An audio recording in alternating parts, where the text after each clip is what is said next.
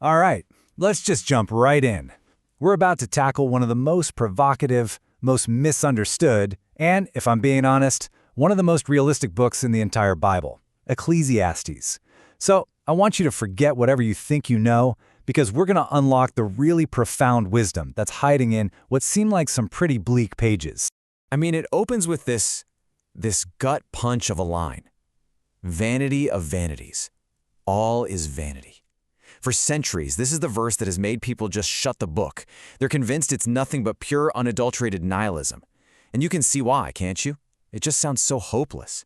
And that really brings us to the main question for this entire explainer. Is Ecclesiastes actually the most pessimistic book ever written? Is it this total outlier, this work of faithless despair that somehow just snuck into the Bible? Or is there something much, much deeper going on here? To figure that out, here's our game plan. We'll start by tackling that word vanity. Then, we'll explore the book's really unique perspective, this idea of life under the sun. We'll see why all our striving hits a wall. And then, and this is the big twist, we'll uncover a secret to joy before we land on the book's final super powerful conclusion. Okay, first things first. If you want to understand Ecclesiastes, you absolutely have to understand one single, crucial Hebrew word. The entire meaning of the book really hinges on getting this right, because the way we usually translate it into English, well, it can be seriously misleading. That word is hebel. Yeah, our Bibles translate it as vanity, but that doesn't quite capture it. A much better translation is something like vapor, or mist, or a puff of smoke. You know, think about it. Smoke is real, right? You can see it, but you can't grab it. It's here one moment and gone the next. So hebel doesn't mean life is worthless. It means life is transient, it's fleeting, and ultimately it's impossible for us to control. And this right here really nails the difference. The myth, which is based on that word vanity, it leads to despair, this idea that life is totally pointless. But the reality, based on Hebel, that leads to realism. It's not saying life is absurd, it's saying life is temporary and you just can't pin it down. This is the fundamental shift in thinking we have to make. So, with that new idea in mind, let's move on to the book's framework. The author, who calls himself Kohelet, which means the teacher, he repeatedly uses this one specific phrase to kind of define the boundaries of his entire investigation. And that phrase is under the sun. Now, when Kohelet says this, he's making a very specific, a very disciplined choice. He's intentionally limiting his whole analysis to the observable world, to life as you and I experience it right here, right now, without trying to speculate about what might be beyond it. And this just brilliantly shows what that means in practice. You see, this isn't a statement of disbelief. It's an act of profound intellectual honesty. Kohelet refuses to give us easy answers about the afterlife or divine justice when, they aren't directly observable to him.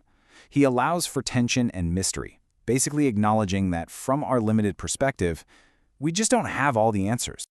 Okay, so if life is hedal, if it's fleeting, and we can only analyze it under the sun, what does that mean for all of our efforts to build some kind of meaningful, permanent legacy for ourselves?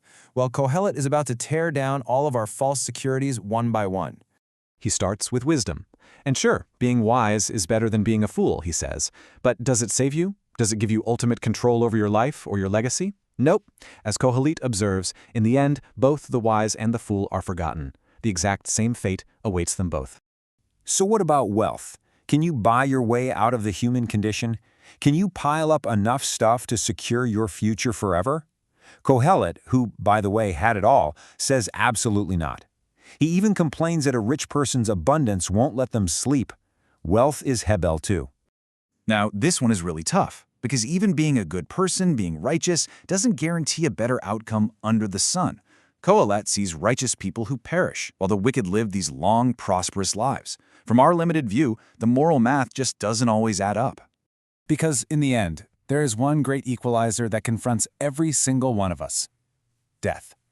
It is the ultimate boundary that disrupts every human category: wise, foolish, rich, poor, righteous, wicked. It makes all our striving for permanence, well, futile. Okay, I know. This all sounds incredibly grim. And if the book ended right here, calling it pessimistic would be a huge understatement. But this is where Kohelet makes the pivot. After tearing everything down, he asks, given these hard limits, what is the right response? Is it just despair? No. Amazingly, the answer Kohelet offers is joy. Tucked right in between all this sober realism are these repeated, passionate commands to find joy in the simple, everyday moments of life. But it's a very specific kind of joy. And here's the crucial point. Joy isn't a goal that you achieve through striving. It's a gift that you receive. First, you have to accept that life is Hebel, that you can't control it. Only then can you stop trying to master life and instead just receive the good things, a good meal, satisfying work, the company of friends, as gifts directly from God. It's why he says things like, "Go, eat your food with gladness and drink your wine with a joyful heart." You respond with gratitude, not a sense of entitlement. And now for the grand finale. After all of this observation and reflection, Kohelet ties everything together with one final instruction that just completely reorients the entire conversation. He concludes, "Fear God and keep His commandments." Now, just like that word vanity, the phrase fear of God can be really easy to misunderstand. This is not about being terrified. It's about a posture of reverence, of humility. It's about acknowledging your limits before a creator whose plans are so much bigger and more complex than you can possibly understand. Fearing God is really the practical application of everything we've just talked about. It means accepting that you are not in control. It means trusting God even when life feels ambiguous and the moral math doesn't seem to add up. It's about finding meaning not by mastering the world, but by humbly receiving your life as a gift from the one who actually is in control. So when we put it all together, what do we actually have? We have a book that isn't pessimistic at all. Instead, it offers a brutally honest, and because of that, a much more durable kind of hope. I think this quote from our source material just says it perfectly. The book strips away our illusions and our false securities. It forces us to confront our own limits. But it doesn't do that to crush us. It does it to lead us to a hope that isn't dependent on our own success or our own wisdom or our ability to control the world. And that leaves us with one final, pretty challenging question. By teaching us to accept that life is Hebel, this beautiful, fleeting mist, Ecclesiastes is asking us to reconsider everything. If real meaning isn't found in mastering life, but in receiving it as a gift, then what does it actually look like to live a faithful, joyful life in a world that you know, deep down, you can't control? Now that's a question worth pondering.